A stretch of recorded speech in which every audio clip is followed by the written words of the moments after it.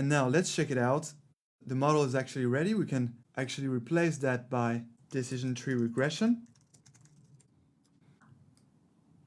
And now let's check it out, and you will see what the real decision tree regression model looks like in 1D.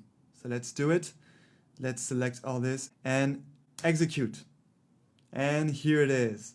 That's what it looks like. And actually, since it's a non-continuous model, we should even have some strictly vertical line here, to represent better the non-continuity. And to do this, we just need to increase the resolution. So I'm going to put 0.01, and you'll see that we'll get the real representation of the decision tree regression results. So let's do it. Here it is, now almost vertical, and that's a clear representation of the decision tree regression model. So now let's zoom on it, and now it makes much more sense. Because as Kirill explained, based on the entropy and the information gain, it splits the whole range of your independent variable into different intervals. So here we can clearly see what the intervals are. The first interval is from 1 to 6.5. The second interval is from 6.5 to 8.5. Then the third interval is from 8.5 to 9.5. And finally, the last interval is from 9.5 to 10.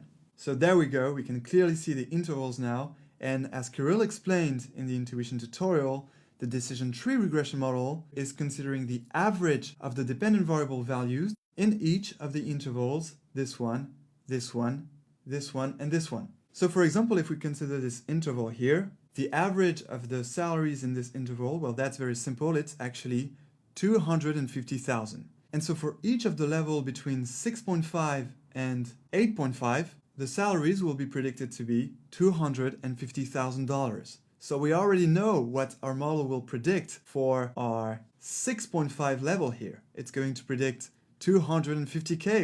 So speaking of this prediction, and now that we get the decision tree regression graphic results very well, let's actually check that the previous salary of this employee that had a 6.5 level in its previous company is actually 250K. Let's check it out. Let's select this line and execute, and here it is, 250,000. Exactly like we predicted, because we can clearly see that on this plot. So now I just want to say two things to conclude. The decision tree regression model is not an interesting model in 1D, but it can be a very interesting and very powerful model in more dimensions. So that's why you can use this code here for your dataset. You have the code here that builds the model and this one here that makes the prediction, but then you won't be able to use this code because you'll have probably a lot of independent variables and therefore a lot of dimensions. But Kirill gave you the explanation in 2D. I'm giving you the explanation of 1D so that now in your mind, you can perfectly represent in your head the decision tree regression and how it works. And now I would like to end this tutorial by an enigma. In the next section, you will see random forest. And a random forest is actually really simple. It's just a team of several decision trees. So, knowing that this is the result of one tree, what do you think we'll get with a team of 10 trees? Or even 100 trees? Or 500 trees? The first question is, do you think we'll get this shape of some stairs here? And the second question is, do you think we'll get a much more accurate prediction, like a prediction that is getting very close to the 160K that is supposed to be the real salary? So these are the two questions. I will let you think about that, and I look forward to giving you the solution in the next section. Until then, enjoy machine learning!